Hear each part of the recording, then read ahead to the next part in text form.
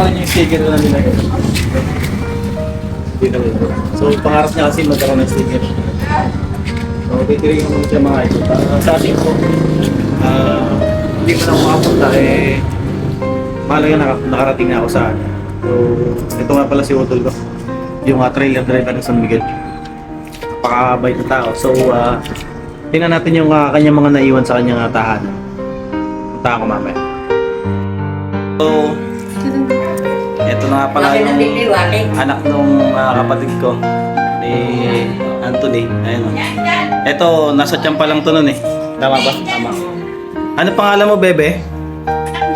March 5.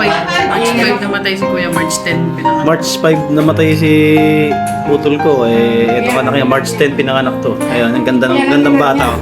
So, ito yung kapatid niya. Yan. Maliit pa to nun eh. So, ayan yung mga anak ni Utol ko.